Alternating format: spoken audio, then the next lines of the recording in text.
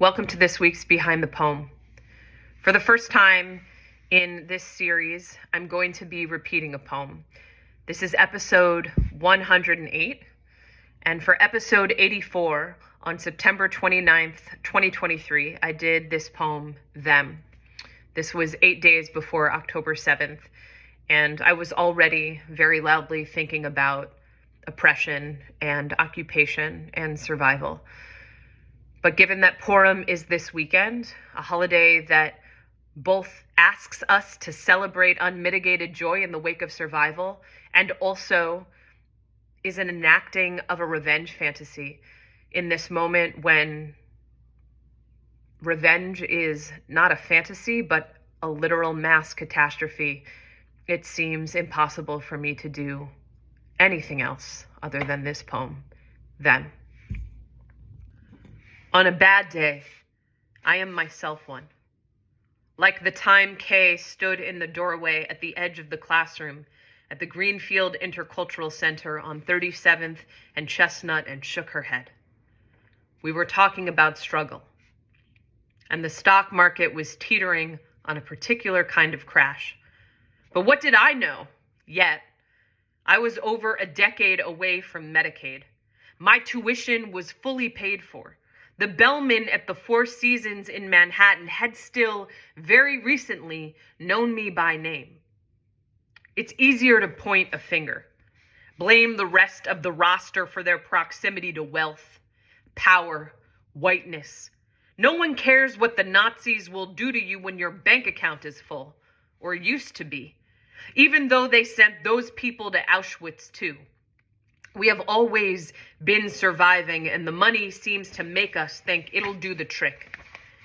Eric Ward said most white people don't stay up at night wondering if they are white. They know they are.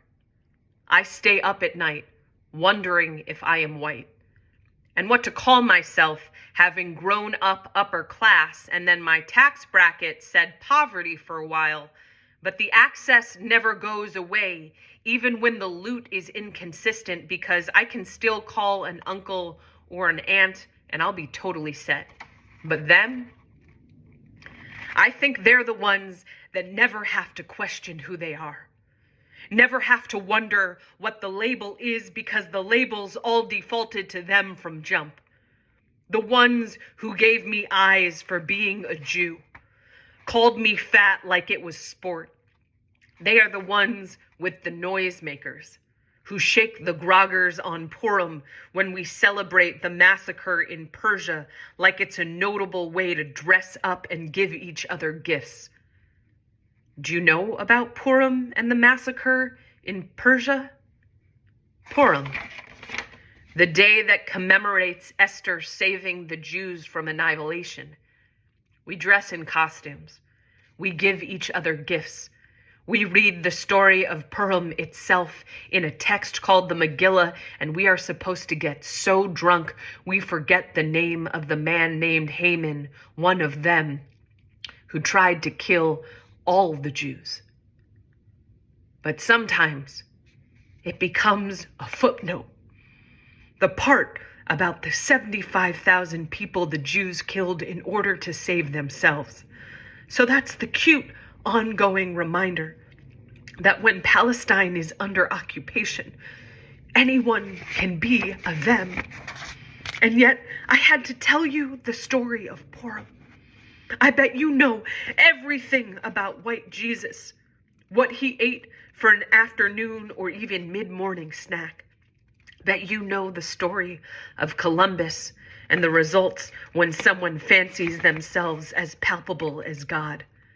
And maybe you know, like I know, that Jesus wasn't white. But here we are at the altar of hegemony, the only narrative we've got. They, those people, them. They will roost us on the spigot. They will castrate us for a meal. They will fossilize our sentiments and pillage our minds in broad daylight. And yet, someone, somewhere, is thirsting for a win. Someone, somewhere out there is telling you that I am them. The ones. They are the ones controlling the language. So, fucking run. Sending love and liberation to all. Take care.